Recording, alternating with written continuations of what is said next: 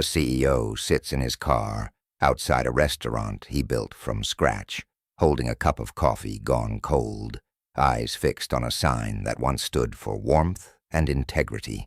Today, that very place, once a second home, is run on raised voices, dismissive stares, and the heavy silence of people too tired to speak. He used to believe success meant everything running smoothly. But what happens when that smoothness is paved with quiet suffering? When the only person truly seeing the rot is the dishwasher who never says a word? And what happens when the man at the top walks in? Undercover. And here's a single comment, casual, offhand, yet sharp enough to dismantle everything he thought he stood for. One sentence dropped like a joke from a smug mouth behind the counter. I only keep her because the company needs diversity numbers. Is it still a business? If the people inside are no longer treated as people, but as quotas? Have you ever worked somewhere kindness felt like a luxury? Or been underestimated because you are silent, not weak? Imagine this. If the CEO of a major company sat down next to you, not to command, but to listen, what would you say first? And if someone like you, someone overlooked, was suddenly given the power to change the culture from within, would you lead better than the person who once ignored you? Don't just watch. Comment now. What's the worst thing you've seen at work that everyone else pretended not to? Share it, because what you think is small might be the spark that starts a new era. But what if that spark had already been lit, silently, invisibly, by someone no one was watching? Not the loudest voice in the room, not the one with a title or a corner office, but a girl behind a register whose name no one remembered, until the day her hands trembled under fluorescent lights, and the wrong person saw it. The right person. What if, behind the ordinary clatter of fryers and cash drawers, something extraordinary was unraveling, one shift, one look, one moment of quiet humiliation at a time?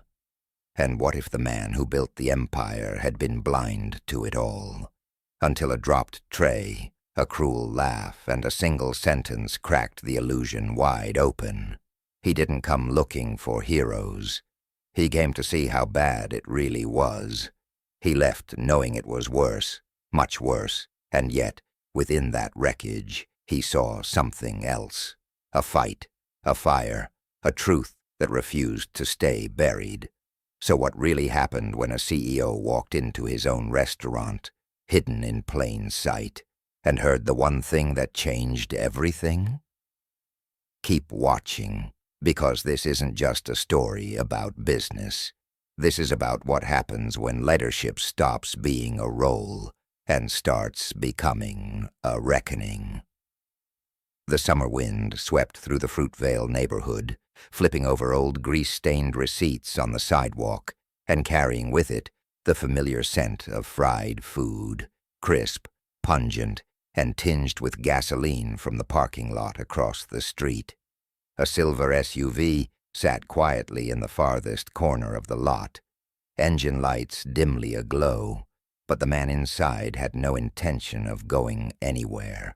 Caleb Monroe, the founder and CEO of the 15-location Griddle and Gold chain, was seated inside, fingers loosely gripping a watered-down iced coffee, eyes fixed on the bright yellow sign ahead. Griddle and Gold, serving warmth since 2008. 15 years ago, it was his hands that planted the first sign on the facade of the original Berkeley store. He had designed the menu himself, hired every employee personally, and remembered every name, not just loyal customers, but even the quiet dishwasher tucked in the back. But now, the man who built a brand on kindness in every meal, was sitting outside one of his own restaurants, too hesitant to enter under his real name. He hadn't come with a CEO's tie, no private driver, no gold-plated name badge. He wore an old hoodie, faded jeans, and a cap pulled low to hide the salt and pepper hair and the eyes that once guided over 500 employees. Caleb sat silently, not because he feared being recognized, but because he feared not recognizing what he'd built. It had been 2 years since he last stepped foot in a branch. 2 years spent in boardrooms, on Zoom calls, trusting cold metrics, comforted by a customer satisfaction score of 84.3%, massaged through the language of PowerPoint. Then, last month, an anonymous email hit the executive inbox. We work like machines, get yelled at like animals, and everyone knows it, except you. Caleb almost ignored it. He chalked it up to a disgruntled outlier or a prank. But then came the flood of one-star reviews on Yelp, Uber Eats, and Google. Rude staff. Manager yelling during lunch rush. Female staff insulted for her skin color. What shook Caleb most wasn't the accusations. It was that he wasn't surprised. Something deep inside him had already begun to fracture. He remembered a meeting 3 months back when COO Delaney Wu said a single pointed sentence. You're managing people like a system, Caleb, and systems don't feel. He had laughed. A stiff laugh from a man who believed success meant efficiency, not empathy.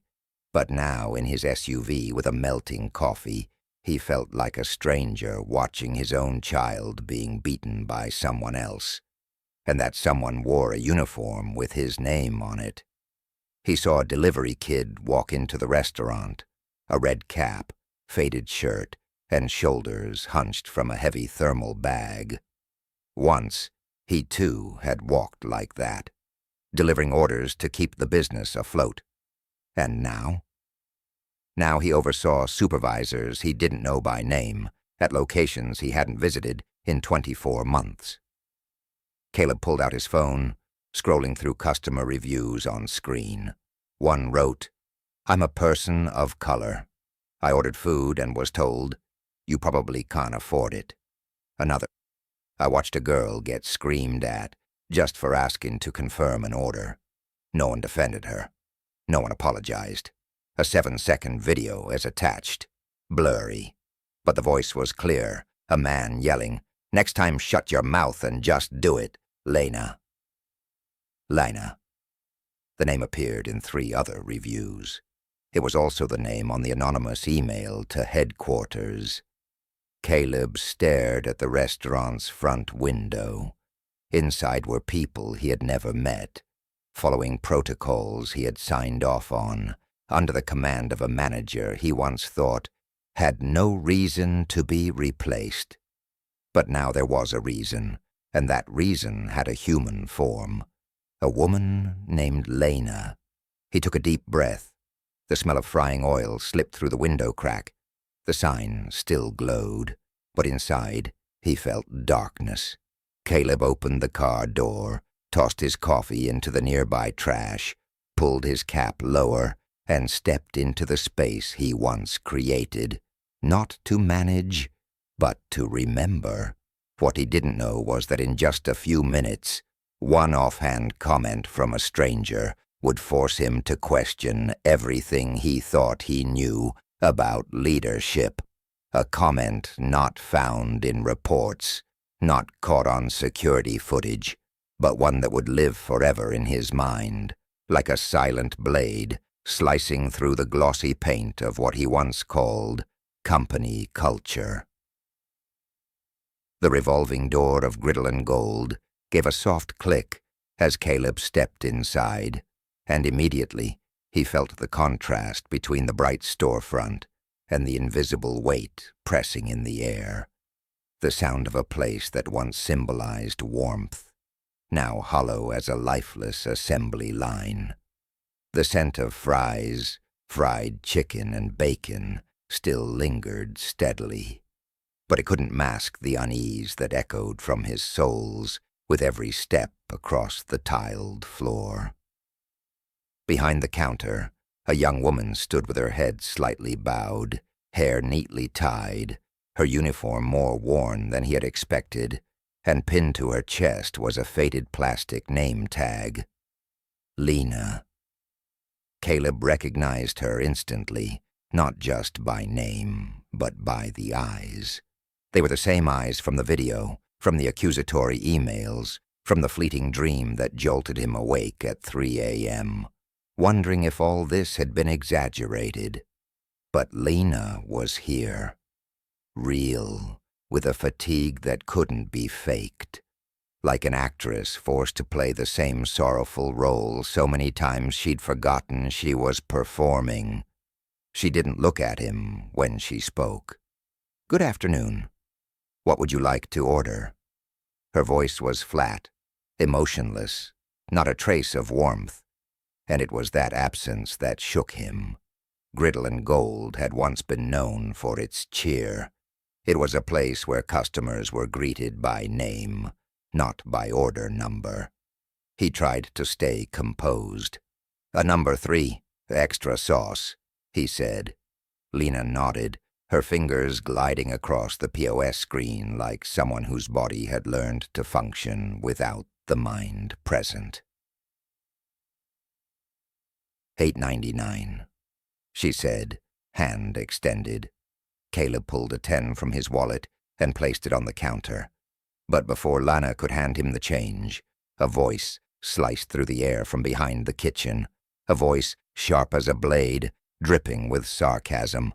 "Lena, hurry up. You're slower than a hibernating turtle." Caleb spun around.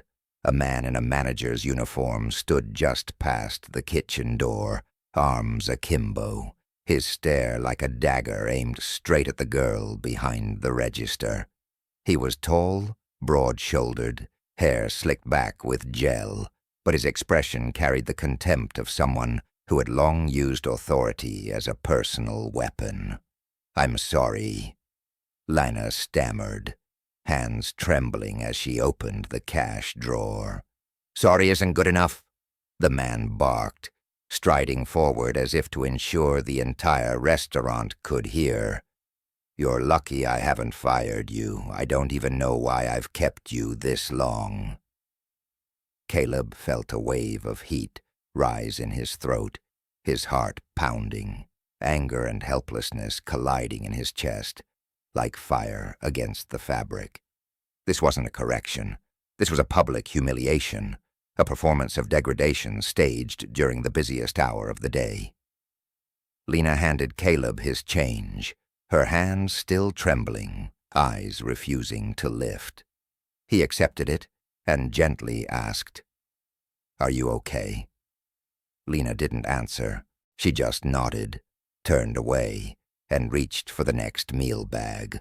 Like if she paused for even 1 second, her entire emotional world would collapse. Caleb stepped aside, leaned against the wall near the waiting area, and as he waited, he began to see more, far more than the reports had ever revealed.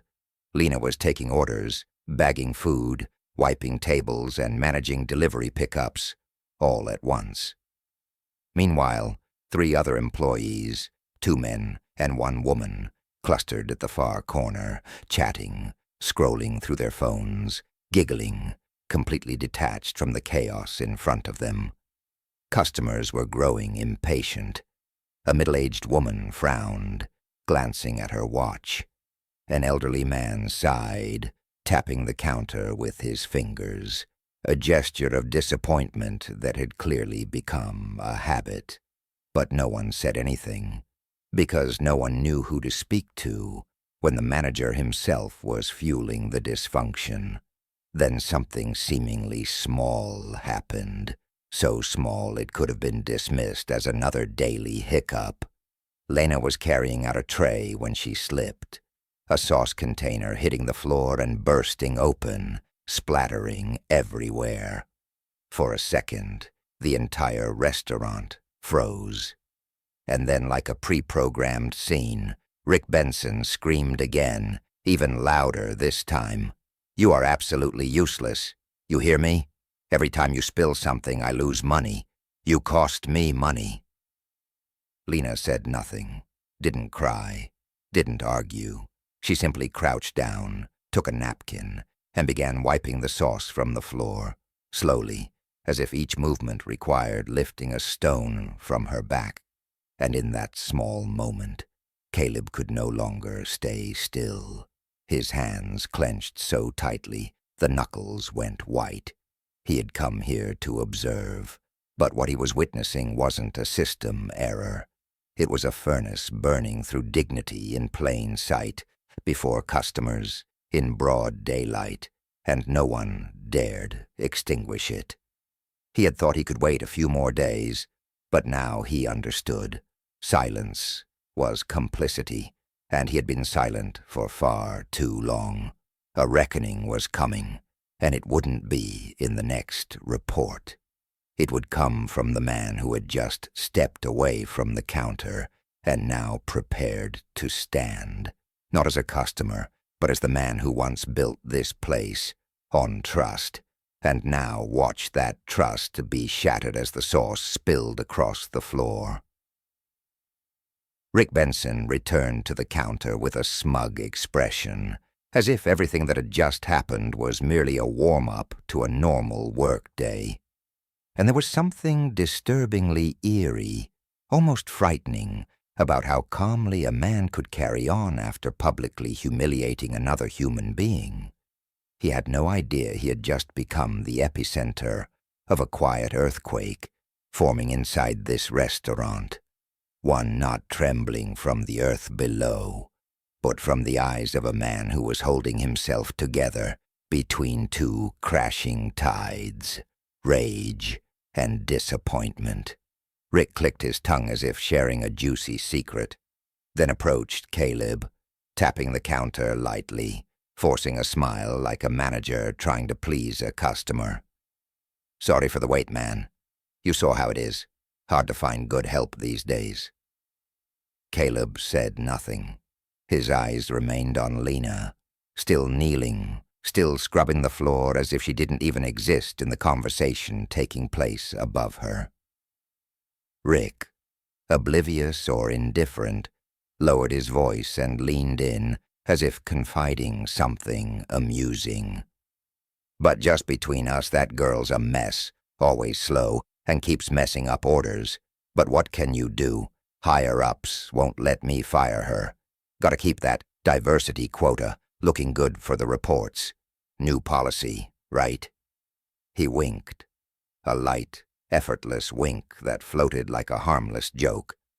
But to Caleb, every word fell like nails, sealing the coffin of everything he'd ever believed was company culture, was value, was humanity. His throat was dry, but his voice stayed even when he asked, "She's not good enough? Can't she be trained?" Rick burst out laughing and shrugged like he was talking about a broken vending machine. "I don't have time to play babysitter, man. Around here it's fast, precise, no room for the weak." The sentence, casual as it was, landed like the final crack in the mask Caleb had worn for years. Not because it was about Lena, but because it was about him, about how he had let a system bearing his name become a place where being weak was a crime. Caleb nodded softly and didn't react. But in his mind, broken images surged. He remembered the early days, showing new staff how to smile when greeting guests, how to fold napkins on the tables, how to say thank you with real gratitude. Not to receive, but to remember they had been chosen to serve, not to punish. He recalled a meeting last year when a regional manager suggested cutting training hours to boost KPIs, and he'd waved it through because the numbers were slipping. He remembered watching a short video of Lena being yelled at, and all he'd written to his assistant was, "Verify. If true, send a reminder." A reminder. A human being publicly degraded, labeled incompetent for not being white enough or fast enough. and he'd called that worthy of a reminder. Every line he had ever written, every email he had ignored, every report he had praised for being stable, now felt like shards of glass slicing through him, exposing a raw truth. He had lost touch with the very people he once vowed to protect. Rick had turned his back now, rummaging behind the counter like nothing had happened. Lena kept scrubbing quietly, not daring to lift her face, and Caleb, the man who once believed he could change the world through a business model built on kindness, now realized he had created a world where kindness was the one thing missing from the job description. He stepped back to a corner and leaned against the wall. He didn't speak. He didn't move, but his eyes were wide open and his heart unbearably heavy. At that moment, a small-framed teenager in a faded uniform walked by, carrying a stack of dirty trays toward the back. He paused briefly as he passed Lena and gently set a fresh roll of paper towels beside her. No one noticed that gesture, except Caleb. The boy's eyes, quiet, sincere, carried a message louder than any justification Caleb had ever heard from a manager. And for the first time, Caleb saw him, a nameless, badgeless, voiceless dishwasher who embodied the one thing Caleb had forgotten. Kindness does not need recognition to exist. It only needs not to be crushed. Caleb stood upright, eyes locking onto Rick, who was now flipping through order slips like poker cards, and made a decision. He would not leave this place as a customer. He didn't yet know the full plan, but he knew this. If he didn't act now, everything that gave meaning to the title founder of Griddle and Gold would be meaningless. And so, for the first time in years, Caleb Monroe stepped out of his own shadow, not to speak, but to look directly at a system so far off course he could no longer afford another second of silence. The next morning, Oakland greeted the sunrise with a thin veil of mist drifting along rooftops, as if the city itself were trying to wash away what happened yesterday to begin again.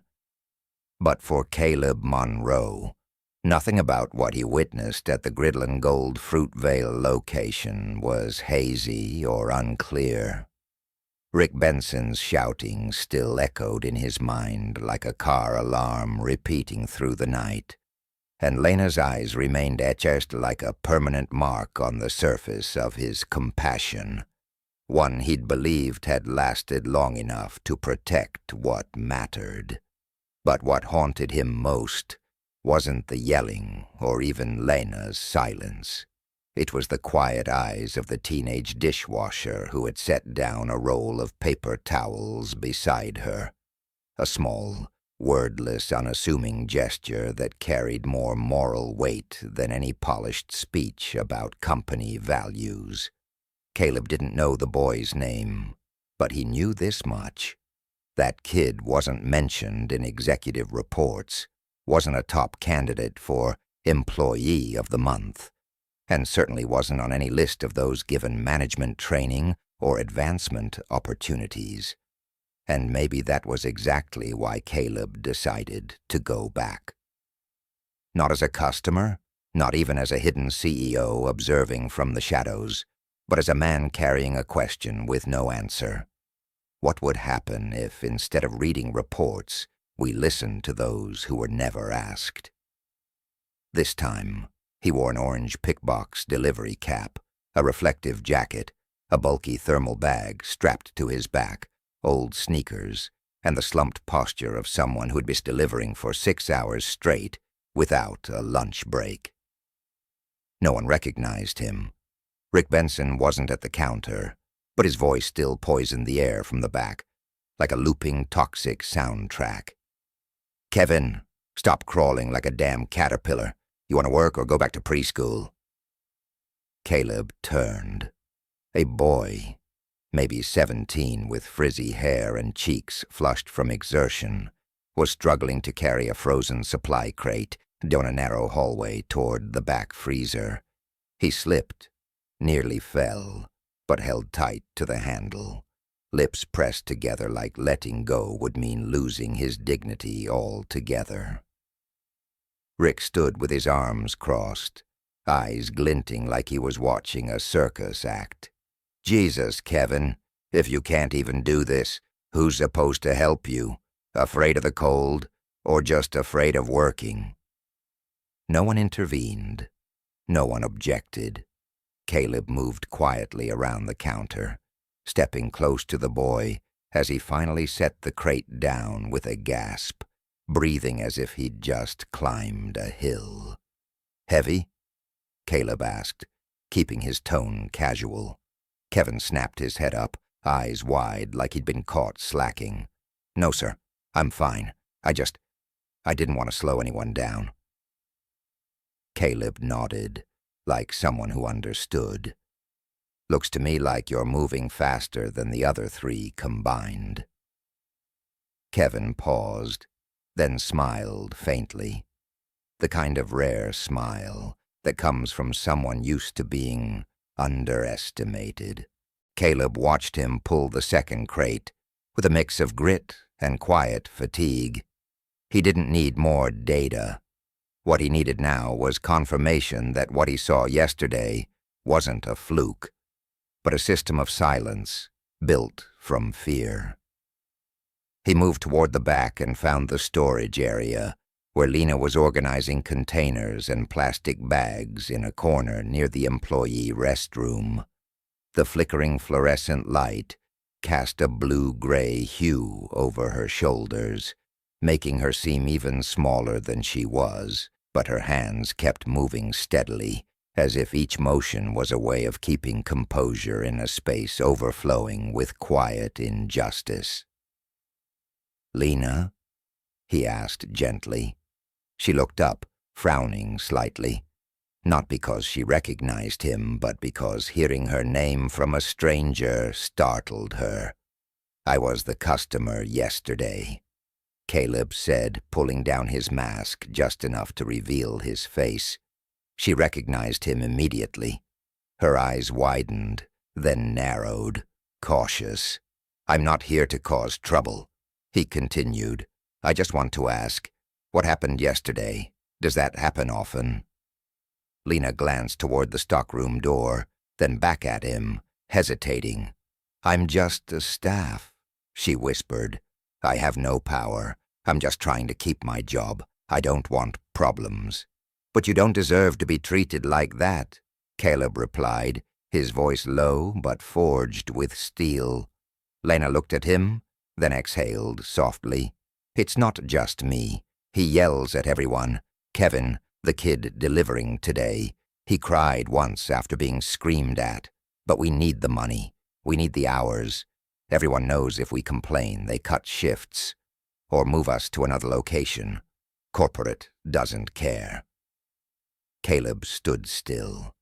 Every word she spoke pulled him back to the strategic meetings he once led, where numbers were scrutinized and people fell off the ledger simply because they didn't generate immediate value. Lena said no more. She turned back to her boxes, bending down again, her shoulders trembling slightly. Maybe from the cold, maybe from fear, or maybe from the simple fact that no one had asked if she was okay in a very long time. Caleb watched her, then turned quietly, but in his mind, the fragments of a bigger picture began snapping into place. Not just about this branch, but about the way he himself had let the system create people like Rick and abandon people like Lena and Kevin, and one more, the boy with no name but unforgettable eyes, the dishwasher whose silent decency was the clearest echo of a conscience long ignored. Caleb stepped through the back exit unnoticed, and then slowly pulled out his phone. Not to call, but to take notes. Names, details, things that needed to be done. He had heard enough, seen enough, felt enough, and this time he wasn't returning to the office to make a decision. He was going back to declare war on everything he had once allowed to survive. A change was coming, not because he had power, but because he was finally ready to use that power for the right people and the right reasons. The next morning, the sky over Oakland was grayer than usual. It didn't rain, but it threatened to, as if the clouds were preparing to unleash a storm that had been held back for far too long. The air was crisp, yet tense, like the entire city was holding its breath in sync, with the man walking up the steps of the Griddle and Gold branch in Fruitvale. This time, no longer hidden behind any disguise, Caleb Monroe, 48 years old, founder, operator, and the face of the entire restaurant chain, stepped into the familiar space with a pace that was neither rushed nor hesitant, but so resolute that it felt as though the air itself shifted around him. He wore a crisp white shirt, a slim navy jacket, a neatly knotted gray tie, polished leather shoes, and eyes that were sharp, clear, and unwavering, not the eyes of an observer, but of someone ready to rewrite the rules. No one inside recognized him at first, but when he approached the counter and asked to speak to the manager, one of the staff glanced toward another, startled, sensing perhaps that something irreversible was about to unfold. Rick Benson emerged from the back with his usual lazy swagger, eyes glued to his phone as he muttered, "What's the problem? I'm in the middle of—" Then his gaze met Caleb's. That moment lasted no more than 3 seconds, but it was long enough for every ounce of confidence to drain from Rick's face. He froze. Then, like a mask forced into a grin, his expression twisted. "Oh, Mr. Monroe, what a surprise." "We talk in private," Caleb interrupted. His voice wasn't loud, but it cut so cleanly through the room that the entire restaurant fell silent. Rick nodded frantically, leading him to the small back office, his hand trembling slightly as he turned the doorknob. Inside the 10-square-meter room, Caleb didn't sit. He stood, as if standing was the only way to keep himself from exploding under the weight of everything he had bottled inside. "I've been here 3 times in the last 3 days," he began, each word landing like a hammer against steel. "I saw you yell at your staff. I saw you humiliate them. I heard how you spoke about Lena, about Kevin, and about the people keeping this branch alive." Rick opened his mouth to defend himself, but Caleb raised a hand to stop him. "Don't. I'm not here to hear excuses. I'm here to say, you're fired, effective immediately. No severance, no negotiation, and if you raise your voice, I'll call the legal team." Rick stood frozen, his face drained of color, eyes darting as if searching for an exit. But there was no escape. Not from this judgment, which didn't come from a CEO's authority, but from the fundamental moral compass of a system that was supposed to protect the vulnerable.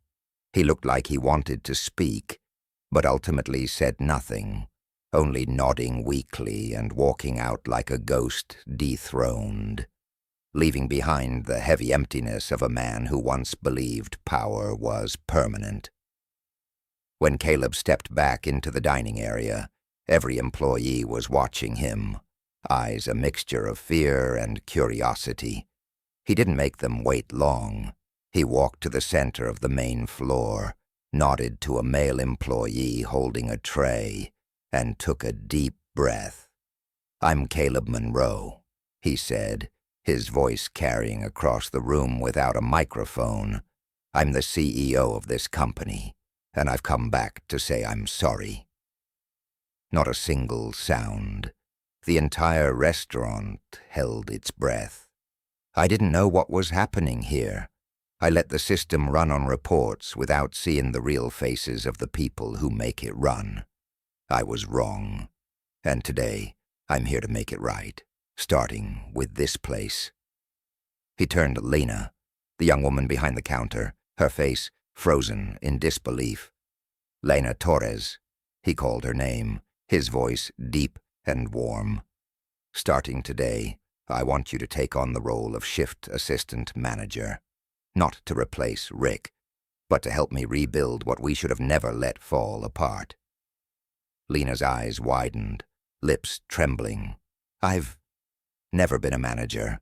I'm just—" "You already have been," Caleb cut in.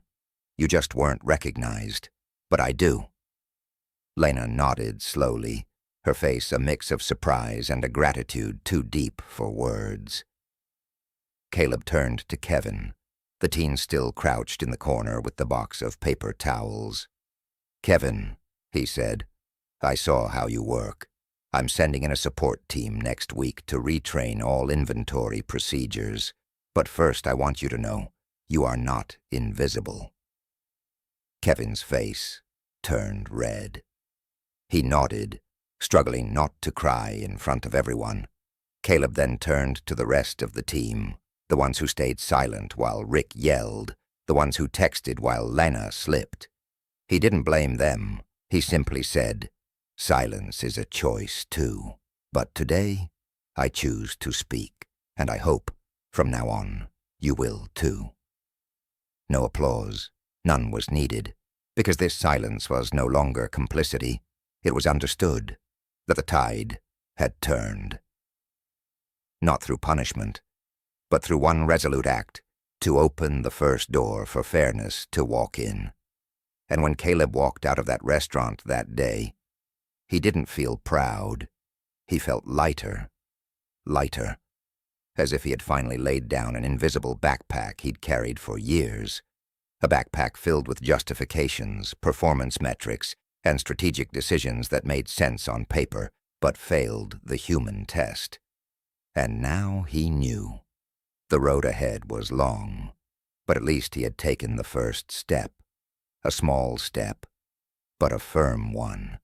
And for the first time in a very long while, he felt worthy of carrying the name of the company he had built.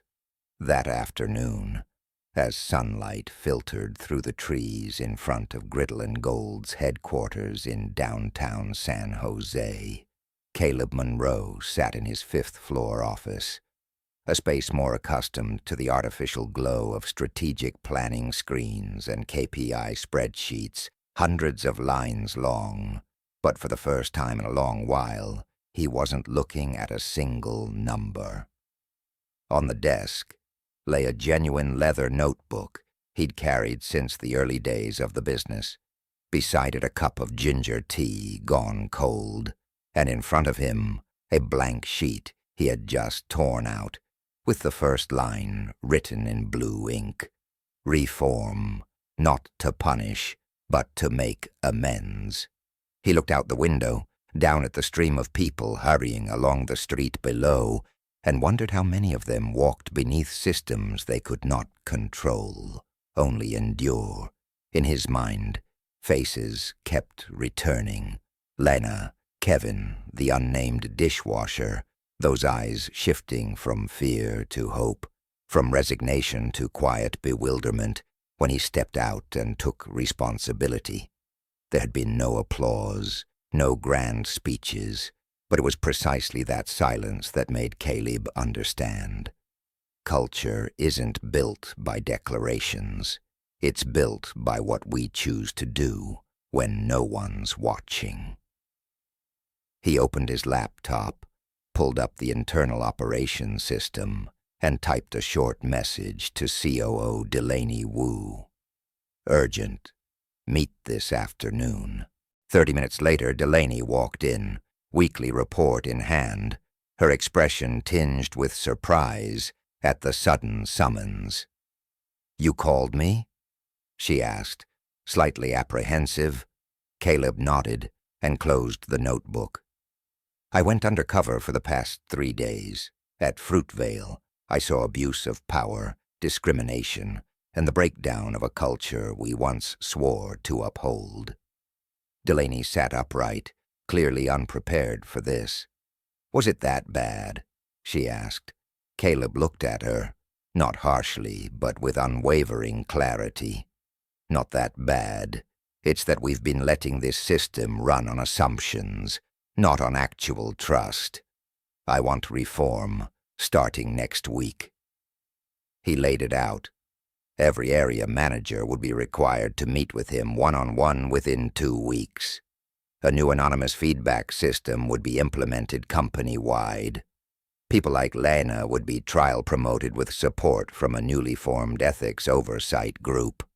And people like Rick, if any remained, would be removed, not based on financial performance but on moral conduct. Delaney paused. "You know this will be a fight, right? There'll be pushback. People won't cooperate. Some will say you're doing it for PR." Caleb gave a faint smile, but his eyes were razor-sharp. "I'm not doing this to look good. I'm doing it so I can look in the mirror without shame. And I'm not afraid of backlash. I'm afraid of silence." Delaney nodded.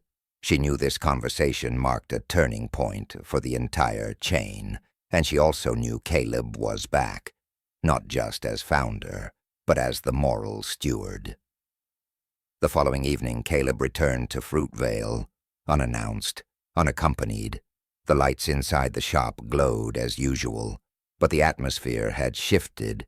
Lena, in a crisp white shirt and a new name tag that read Shift Supervisor, was speaking to a new employee at the counter. Her voice was still soft, but steady and clear. There was no Rick, no shouting, just operations, not perfect, but breathing. Kevin was wiping down tables. Caleb walked in, took a seat by the window, and didn't order anything, just watched. And soon, Lena approached. "Mr. Monroe, I didn't think you'd come back this soon." "I'm not here to check up," Caleb replied. "I came to see if you need anything." Lena glanced around, then spoke quietly. "There's still a lot to do. The shift schedule is messy. Some staff are still adjusting to the new way of working. But at least people are talking to each other now, and no one's scared of being yelled at." Caleb nodded. "That's enough for the first week." A customer up front called out, "Excuse me, I'm missing a side of fries." Lena turned. "I'll take care of it." And off she went. Brisk, focused, no fear in her eyes. Caleb watched her go, and his chest tightened, not from anxiety, but from something almost unfamiliar after so many years. Pride. Not pride in being CEO, but pride in seeing value in someone, and not overlooking it. When he left the shop that day, no one escorted him out. No one knew who he was, except Lena and Kevin. But a dishwasher walked past, and his gaze paused on Caleb for a second before giving a slight nod. This time, Caleb nodded back. Not out of authority, but mutual respect. That was something he'd forgotten, and was learning again. That night, in his office, Caleb opened the new internal feedback system, just launched, and began reading. Hundreds of messages from employees across the company. One name stood out: Connor, the dishwasher. His message was only 12 words. "Today, for the first time, I felt like I wasn't forgotten." Caleb sat still, not from emotion, but from the clarity of knowing he had just crossed a line, from being a leader to becoming a guardian of values. And he would not turn back, because even the smallest act, when done at the right time, for the right person, in the right way, can open the door to a new era. You don't have to change the world. You just have to change how you see the ones who are always told they were too small. And that's enough to start a revolution. 3 weeks after Rick Benson walked out of Griddle and Gold, and the entire system began to feel a slow, subterranean shift, like magma beneath the surface. An email from the office of the CEO was sent out, with a subject line so concise yet so piercing that managers from San Leandro to San Jose paused as they opened their inboxes. Mandatory Assembly, Internal Culture Conference. Day 10. There was no long explanation, no attached agenda as usual, just a single italicized line at the end of the message. Reset not to start over, but to remember why we started. Day 10 came faster than many expected. The conference room at Griddle & Gold's training center was equipped with 30 chairs, but Caleb had requested only 15, one for each branch manager.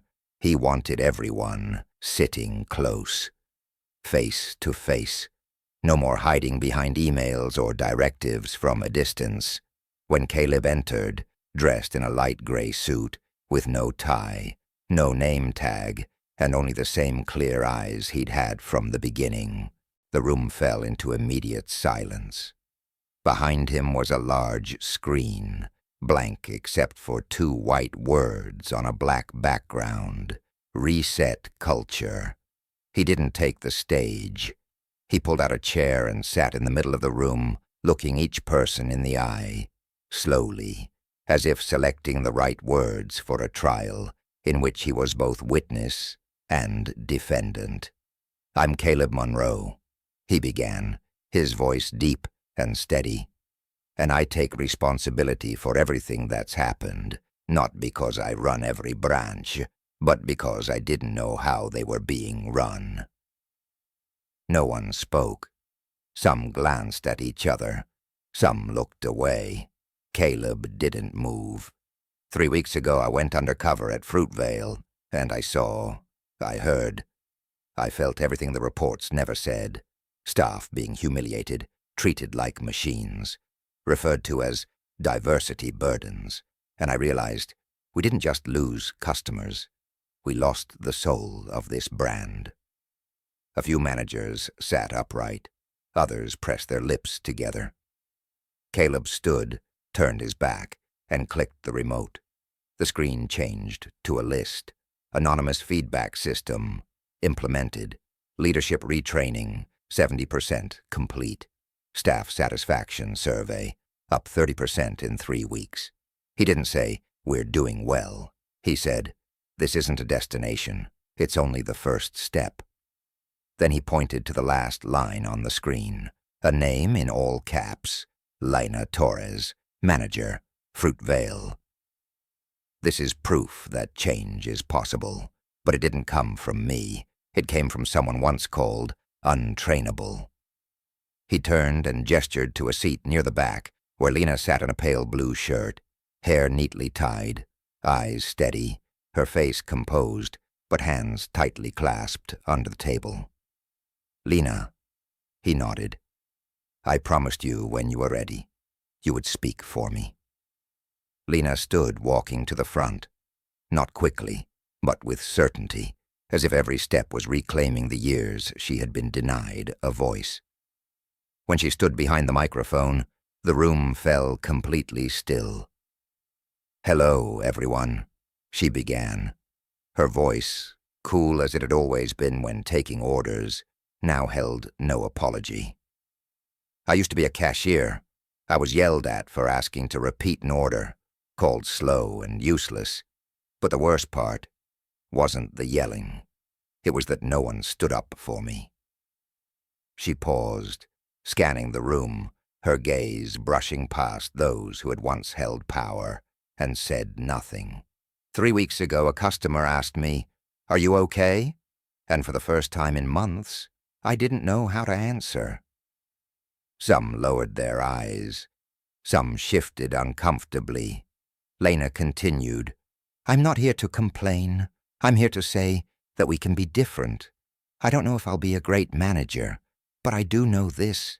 I will never let my team go home feeling invisible." She ended with a single sentence. "If you want to start over, start by calling your employees by their real names." As Lana stepped down, the room remained silent. But it wasn't the silence of avoidance. It was the silence of something shifting inside. Caleb returned, this time standing tall, his eyes damp but tearless. "She's right. Starting today, I won't evaluate you by metrics.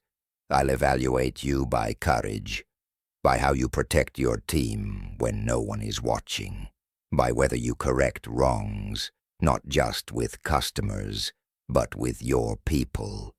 He paused, letting the weight settle, then said, "Over the next 6 months, every branch will be reviewed comprehensively. Those who meet the standard will receive expanded budgets and retain their position. Those who don't will relearn or step aside." A few leaned forward, as if ready to protest, but no one spoke, because in the corner of the room, Lana still sat, her presence alone, a reminder that silence, too, could be an answer. The conference ended without banners, group photos, or press statements. But in the eyes of each person who walked out, something had moved, small but undeniable. And as Caleb gathered his last papers, he saw Delaney approach. "Do you think they'll really change?" she asked. Caleb didn't answer right away. He picked up his old nameplate from the table and flipped it over, to the back, where years ago he had engraved a single line. "The higher you rise, the lower you must bend to hear." He smiled, then said softly, "I don't know if they'll change. But I do know this. I won't let them go forward unless they do." And for the first time, Delaney didn't look at Caleb as a CEO, but as a guardian of something we were never meant to lose: our humanity. 1 week after the Reset Culture conference, while echoes of the speeches still lingered in internal group chats and managers continued flipping through the new evaluation forms with a mix of caution and confusion, a quiet video under a minute long surfaced at the Fruitvale branch, the former epicenter of crisis, on a newly created internal channel called Voice from the Floor. The video had no voiceover, no background music, and no flashy graphics like the brand's usual marketing clips on YouTube. It simply showed a young woman in a light gray manager uniform, Lena Torres, leaning down to speak with a new employee in the prep area. The camera shook slightly, unclear whose hand held it, but the moment was undeniably real. In the clip, Lena didn't lecture, didn't command.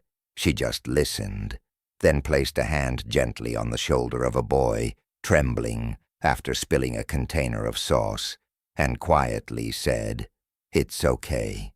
What matters is that you're willing to get up and try again." The filmer never appeared. Only a line of simple white text appeared at the end on a black screen. I once dropped a tray, and no one said that to me. But today, I heard it, and I believe I can stay. The video lasted only 60 seconds, but within 2 days, it had been shared 137 times. The first to share it was Caleb Monroe, not with his CEO title, not from the marketing department's account, but from his personal profile, with a caption that read, "Leadership isn't about being respected when you speak. It's about making others believe they can speak too." The name of the filmer was revealed days later: Connor, the dishwasher. The boy was once known only as the quiet kid in the back, the one who had never been called by name in 4 months of employment, the one who had never spoken in a single meeting. And yet it was he, through a single, captured moment, who became the quiet heartbeat, keeping the spirit of reset from fading into a hollow slogan. Caleb invited Connor to headquarters. No grand conference table, no recordings, no press, just Caleb, Delaney Wu, Lena, and an empty chair. Connor entered, shoulders hunched as always, his hands still dusted with flour, having come during a break in his shift. "Connor," Caleb said, "I want to thank you. Your video wasn't just a clip. It was a reminder to this whole system that no one is too small to be heard." Connor blushed, eyes downcast. "I didn't think it would be seen that much. I just wanted someone to know this place isn't like before anymore." "And because of you," Lena added, "they do." Delaney tilted her head, looking at Caleb. "There's a new position in the system, internal storytelling. Someone to document real voices, not for PR, but to protect the spirit of the brand." Caleb smiled. "If you want it, it's yours." Connor looked up, his eyes uncertain but bright. "I don't have a degree. I didn't go to college. I just wash dishes, hold my phone, and observe." "That's enough," Caleb said, without hesitation. "Because what we need isn't credentials. It's someone who doesn't look past what deserves to be remembered." A few days later, Connor started his new role. Not in some high-rise office, but at the branches themselves, where he talked to employees, recorded stories no one had asked before, and captured moments no one had seen. Short videos called 30 Seconds of Truth began to appear regularly. A delivery driver helping an elderly woman load bags into her car. A little girl thanked the cashier for remembering her name after 2 weeks. A new manager apologizes to an employee for raising his voice unnecessarily. Small things, but foundational.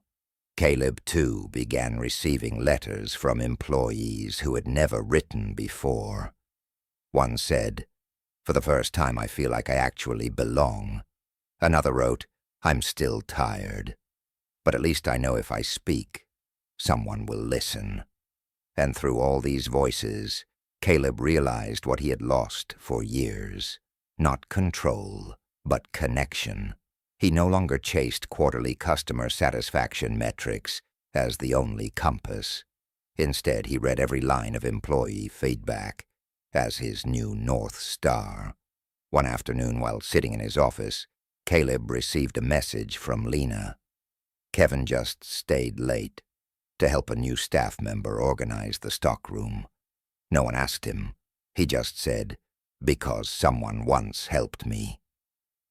Caleb read the message again and again as if it were the shortest but most complete prayer for a system being reborn, and he knew the journey wasn't over. But the roots had changed.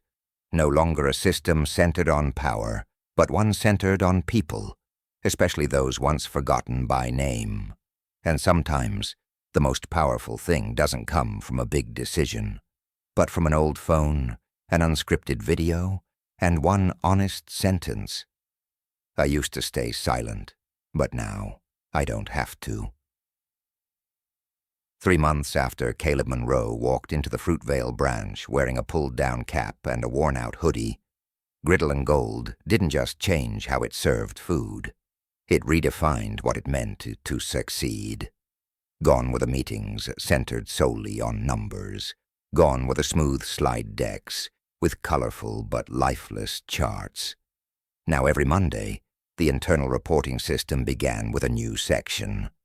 Listen to Understand, where any employee, from dishwasher to maintenance, could share something they had observed the previous week, and strangely enough, those seemingly small observations were now guiding a network that once ran like a machine to learn how to feel like a living thing again.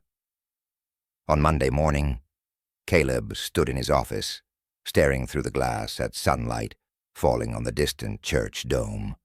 He set down his coffee cup and opened a folder labeled Q3 Reform Report, unedited.